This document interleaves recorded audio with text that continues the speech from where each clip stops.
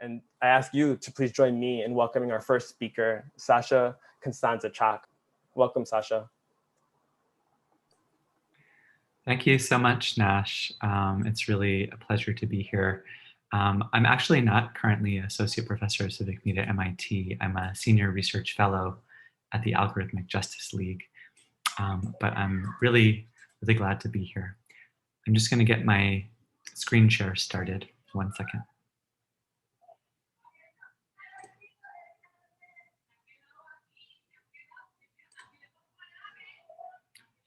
Okay, so maybe message me in the chat if my screen is looking good.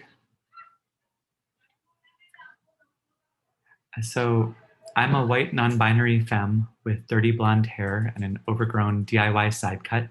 I've got round tortoise shell glasses, subtle black winged eyeliner, a green, slightly metallic shirt, and earrings with a yellow, green, and white spattered disc from which hangs a 2-inch hoop encircling a smaller 1-inch yellow disc. I tend to move my hands a lot when I talk, and I'm wearing a gold ring with a geometric pattern on each hand. My nails are painted in light blue polish that's chipping off.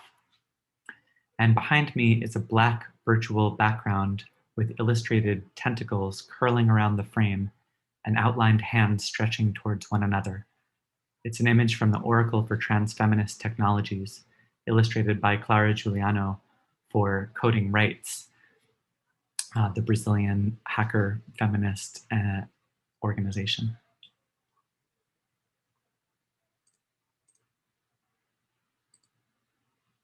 In the next half an hour, I'd like to briefly talk about 3 things. First, the rapid spread of algorithmic necropolitics. Second, growing resistance to carceral technologies.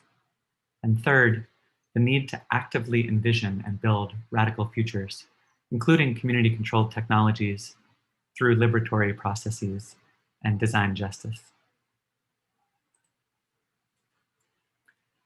And to discuss the rise of algorithmic necropolitics, I'd like to start by highlighting the recent extremely powerful report called Technologies for Liberation Towards Abolitionist Futures by the Australia Lesbian Foundation for Justice and Research Action Design, or RAD, a worker-owned cooperative that does community-led research and technology design. The image in my slide is now the cover of that report, and it's an illustration of 2 Black people sitting on a forest floor surrounded by trees and mushrooms. You can see the roots extending beneath them, and there are traces of circuitry in the background and beneath the ground. And I'm going to start by reading an extensive quote from the section of this report titled Technology and Criminalization. Quote, "Since the founding of the United States, there's been a dovetailing of technology and criminalization targeted at communities of color. Historically, the state used technology as a tool to repress movement-building efforts and amplify the systems of oppression and violence that communities of color in the US experience. Today's surveillance technologies and practices have roots in much older forms of policing, incarceration, and colonial control, dating back to the inception of the US nation-state. So the logic behind predictive policing software derives from slave patrols and lantern laws and stop and frisk. Facial recognition algorithms can be traced back to the eugenics movement. Biometric data monitoring was first introduced with colonization. In the late 20th and 21st centuries, technological developments have accelerated the US government's monitoring of communities of color, and specifically progressive and radical Black, Indigenous, and queer movements. By relying on racist tropes and fear, the state continues these actions by invoking white slavery myths, and they rationalize mass surveillance laws like the Patriot Act by invoking fears of foreign attacks on domestic soil. And these historical connections make it plain that the state's racist use of tech for the purpose of criminalization isn't new. It's cemented into the foundations of this country. What is new, however, is the rate and scale at which the development of surveillance tech is propelling mass criminalization in the US and Puerto Rico. Mass surveillance has resulted in the hyper-policing of entire communities by law enforcement and government agencies, and mass incarceration in the US emerged in a context where surveillance served as a racializing mechanism of white supremacist statecraft. Surveillance practices established a way of coding enslaved African bodies as criminal and therefore subject to constant oversight, from which the term surveillance derives, confinement, and punishment in the form of slave patrols and biometric tracking. Safety and security are often conflated with state narratives to justify the use of mass surveillance and other carceral technologies. As we see with the police surveillance of organizers, these narratives frame state surveillance technologies as, quote, smarter methods to protect public safety and national security from perceived threats. The racial biases of creators are deeply embedded in these technologies themselves. Mass criminalization upholds and bolsters this network of practices with emergent surveillance tech that expands the reach of the carceral state beyond physical confinement.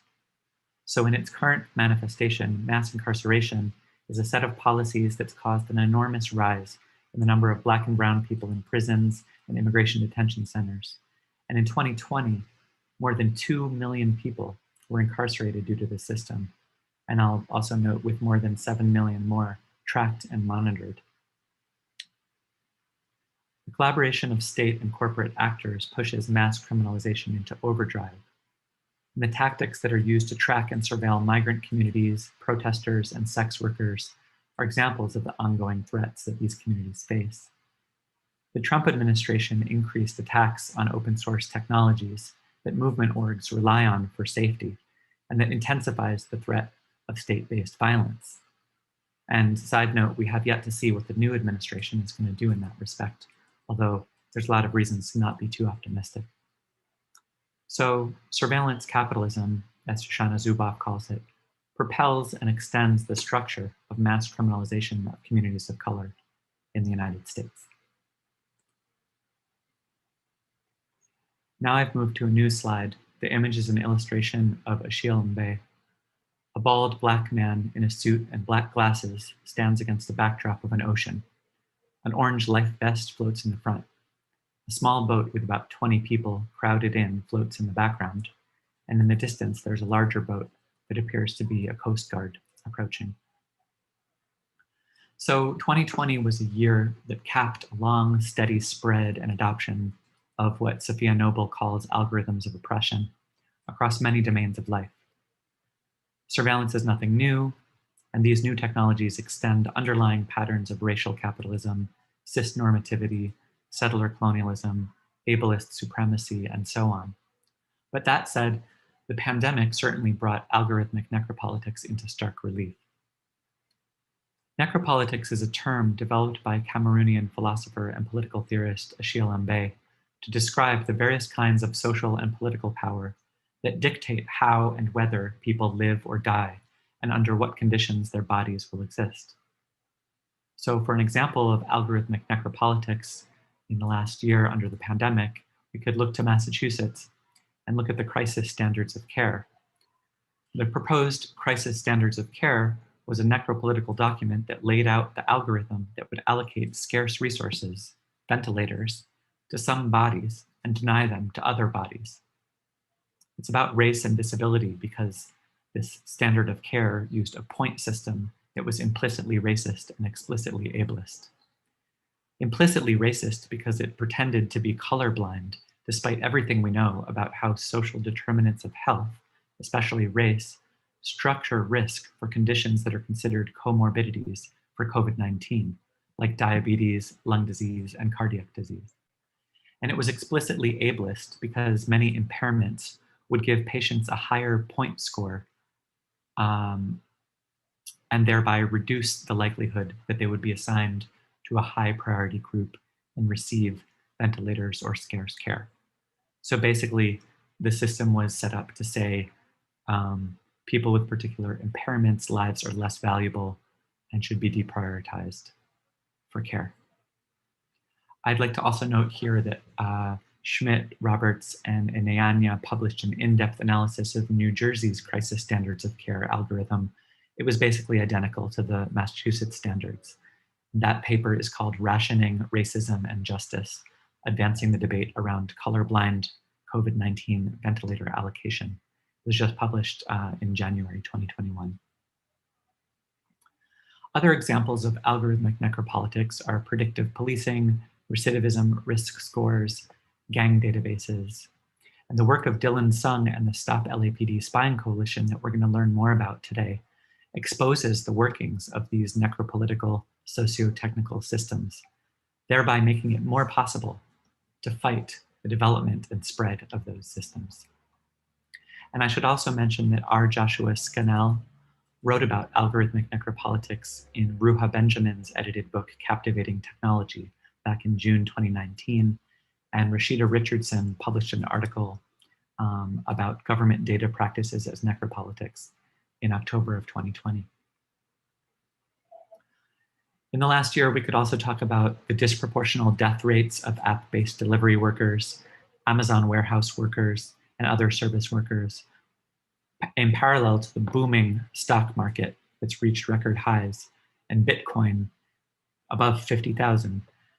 These index the stark violence of pandemic capitalism and the deepening class chasm. We might also mention the wholesale handoff of elementary and high school education to Google Classroom, another development whose implications run really deep and have not, I think, been adequately discussed in the public sphere. But I want to stop there and move on to talk about my second point, growing resistance.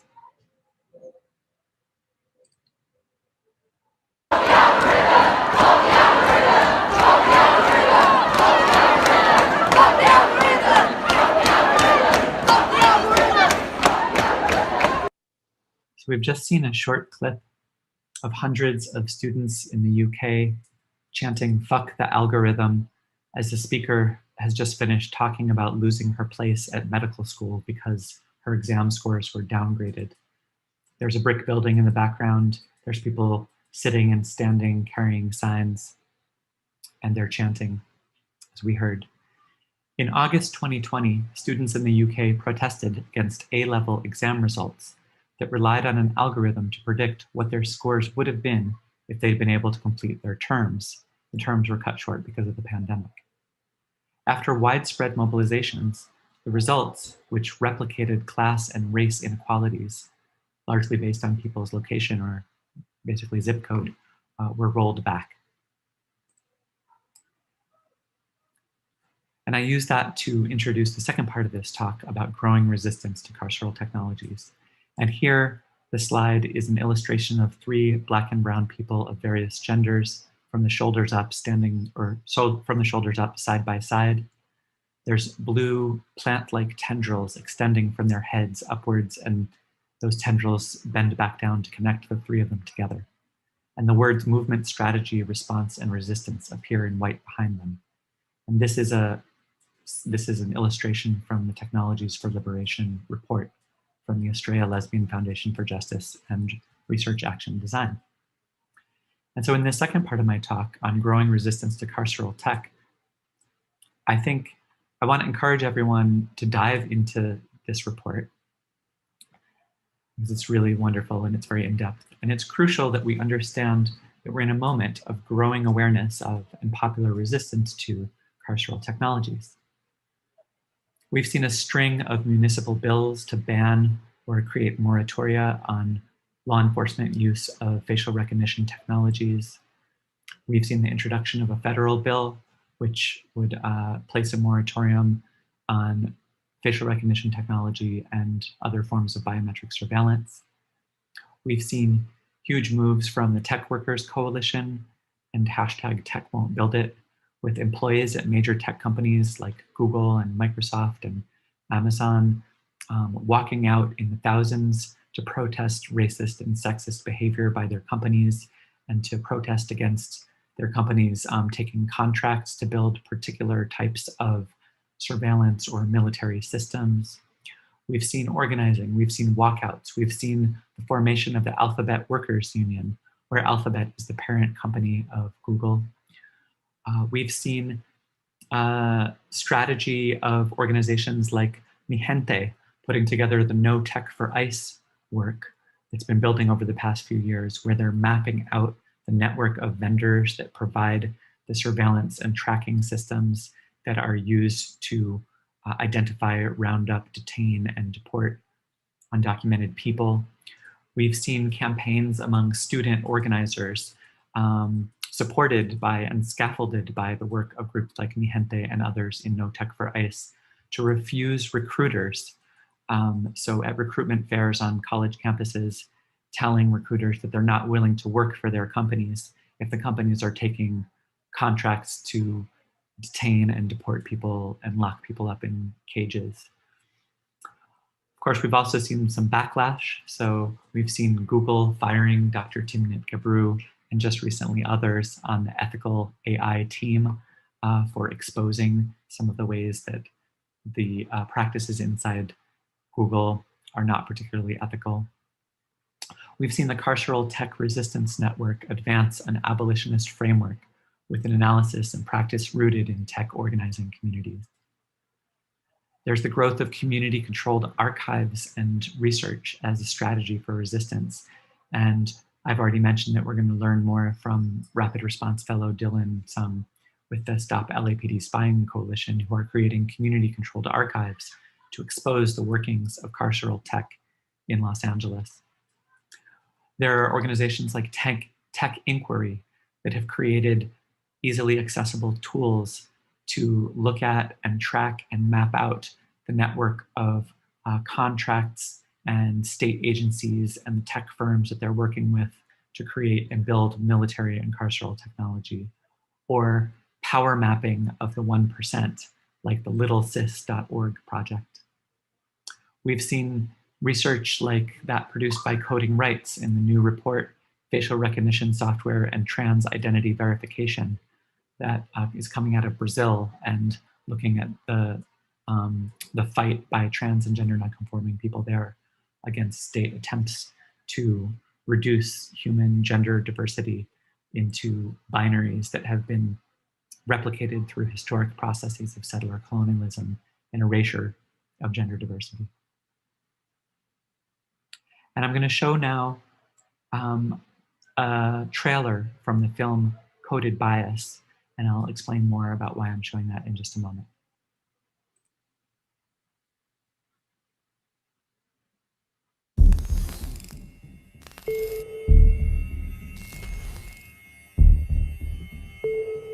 During my first semester at MIT, I got computer vision software that was supposed to track my face. It didn't work until I put on this white mask. I'm thinking, all right, what's going on here? Is it the lighting conditions? Is it the angle at which I'm looking at the camera, or is there something more?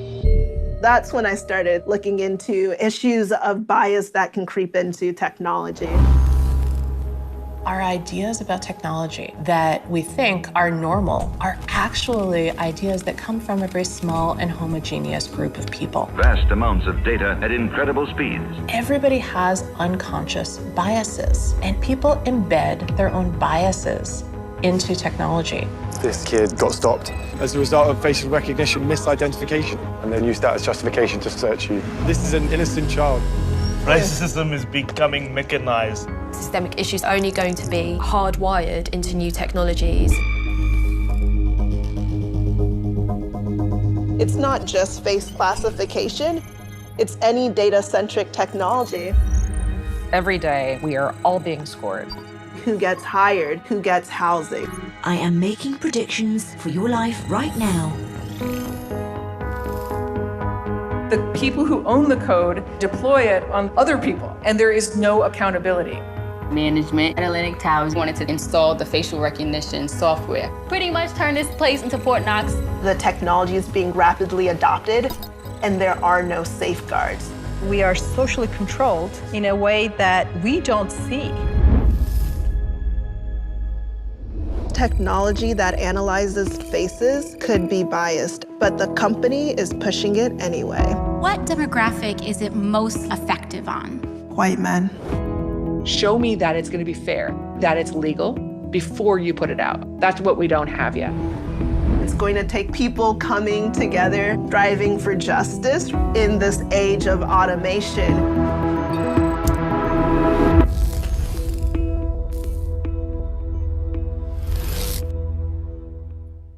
So this film, Coded Bias, which came out at Sundance and will soon be airing nationally on PBS, I think is a really good indication of the shift in popular awareness and framing of the fight against surveillance technologies that happened between 2020 and 2021. It's the distance between the film Social Dilemma that follows sort of the mostly white cis male creators of technologies and their concerns about biased content algorithms and sort of hypothetical concerns about how that might impact people, and a film like Coded Bias by filmmaker Shalini Kantaya that follows Joy Buolamwini, founder of the Algorithmic Justice League's journey as she technically demonstrates, but then also moves into organizing and working with other organizations to struggle to pass legislation and use other strategies to curtail and roll back the deployment of these racist tools. And as a side note, and I'm working with Joy now in Algorithmic Justice League as a senior research fellow. And a side note would be that we need to continue to shift the discourse from bias to harm, because the discourse of bias can too easily play into multicultural neoliberal solutions of inclusion. So dirty data is a real problem, but whether or not inclusion is the solution depends on the context. So for example, if we're talking about medical imaging, then there's a good argument that we might want the data sets and models to be more inclusive of human biodiversity. But if we're talking about carceral technologies, then inclusion just means a more efficient system for repression and control under the matrix of domination. And that's why in Algorithmic Justice League, we are now shifting to advance the conversation around actually existing harms. And we're developing what's called CRASH, or the Community Reporting of Algorithmic System Harms project to that end. Now, ultimately, and I think that part of the reason why we're so excited to be gathering here in Eyebeam is that the discourse and practice of resistance fails in the absence of liberatory vision. And that's where the work that we're launching here really shines. So I've moved to a new slide. The image description is an illustration by Clara Giuliano, designer at Coding Rights. A Black person of indeterminate gender is seen from the waist up. 6 hands turn upward around them. 2 large tentacles emerge from their back or behind them and curl around to the edges of the frame. The image is ringed by flowers. Tracings of circuitry and light surround their head, and a heart is visible superimposed on their chest. So I'm turning now to the third and final section of my talk on the need to actively envision and build radical futures, including community-controlled technologies through liberatory processes. This image is linked to a project called the Oracle for Transfeminist Technologies. And that's a project that I've been developing together with collaborators Clara and Joanna Barron from Coding Rights. Between Coding Rights and the Design Justice Network, it's a Oracle card deck for speculative design work that includes a set of cards that are different types of technological objects, different types of transfeminist values, different scenarios that you might face, and different bodies and places that you might inhabit. And it's designed to let people play a game where you basically are envisioning technologies imbued with transfeminist values that will help us construct different worlds. And the technology has been sent back, the Oracle has been sent back from about 1,000 years in the future to us today to be able to create what we need to transform the world. And you can learn more about that by Googling or looking for the Oracle for Transfeminist Technologies. I'd also like to note that one of the values cards in the Oracle is interspeciesism, which resonates with the work Eyebeam by Rapid Response Fellow Aladin Boreoli and collaborators. The Oracle for Transfeminist Technologies has also been used in a number of workshops, both virtually and around the world prior to the pandemic. Most recently, we collaborated with the sex worker organization Decoding Stigma in the Freedom to Fucking Dream workshop, where we were imagining transfeminist technologies from the future that could support sex workers' rights and possible futures. There's so many projects in this space of speculative design and visioning. So we could mention Rapid Response Fellow Rashad Newsom's Being 1.5, a mental health care app for Black Americans, which is an exploration of the possibility of counter-hegemonic algorithms. The Solar Protocol Rapid Response Project by Tega Brain, Alex Nathanson, and Benedetta Piantella. It's a prototype solar-powered server network. We could, well, in the spirit of having freedom to dream, I believe we need not to allow the current carceral uses of machine learning technology to constrain our imaginations for possible creative and liberatory uses. So for example, the Volumetric Performance Toolbox by Valencia James and collaborators reimagines the use of computer vision and machine learning for live dance performance. Now, I will say that all of these acts of creative resistance are crucial, and I also think that they're not enough on their own. I'm going to show another clip.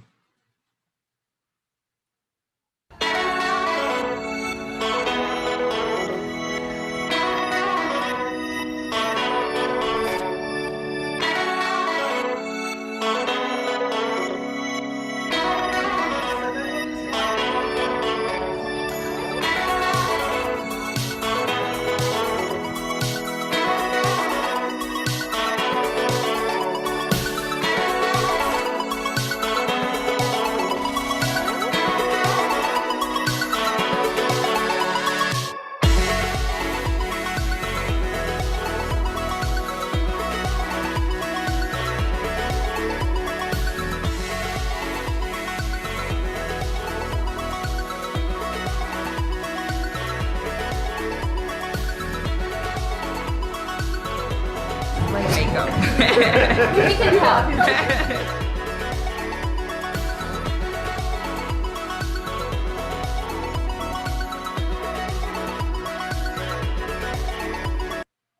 So I apologize that I didn't have a description of what's happening in this video, but we're watching a video about the Drag versus AI workshops that were developed in collaboration between the Algorithmic Justice League and the ACLU of Massachusetts and the Boston Public Library. And I'm a little bit behind on time, so unfortunately, I'm not gonna take the time to really describe that workshop right now, but there's more information about it available on ajl.org, which is the website of the Algorithmic Justice League. So here I wanted to highlight that there are popular education approaches like Drag versus AI, the People's Guide to AI, the Digital Defense Playbook, the Consentful Technology Project, which Rapid Response Fellow Xin discusses in her work TogetherNet. I also think that when we imagine liberatory tech futures, we should use a design justice framework. Design justice is a framework for thinking about how socio-technical systems influence the distribution of benefits and burdens between various groups of people. And it focuses on how design reproduces or challenges the matrix of domination, which is Patricia Hill Collins' term described in Black feminist thought for white supremacy, capitalism, settler colonialism, heteropatriarchy, and other axes of oppression. But most of all, design justice is a community of practice. And so I think I'll end by just saying that ultimately we need to build communities of practice. They need to be flexible enough, caring enough, and welcoming enough, and powerful enough to bring in many, many more people to shift both our understanding and our day-to-day practices about how to develop community-controlled technologies through inclusive and just processes. So in the words of Rapid Response Fellow Juan Pablo Garcia Sosa and the Futura Tropica project, a better digital future is a world where many worlds fit. It's a reference to the Zapatista slogan, Un mundo donde quepan muchos mundos, a world where many worlds fit. A slogan that animates Colombian theorist Arturo Escobar's brilliant book, Designs for the Pluriverse, and my own work in the book Design Justice, Community-Led Practices to Build the Worlds We Need. So I think that I encourage people to learn more about design justice and the Design Justice Network. You can learn about the principles that we use at the site designjustice.org, and I don't have time to go into them right now. And you can also learn more about that framework in my book, Design Justice, Community-Led Practices to Build the Worlds We Need, which is available open access at design-justice.pubpub.org. Thank you so much. Connect with the community of practice, and let's build the world that we need. Thank you so much for that, Sasha. I think I love the framing around movement, resilience, action, and really laying out. I'm certainly familiar with its impacts, but I wasn't familiar before with the idea of necropolitics. And so thanks for sharing that. It's certainly an avenue I intend to go further down.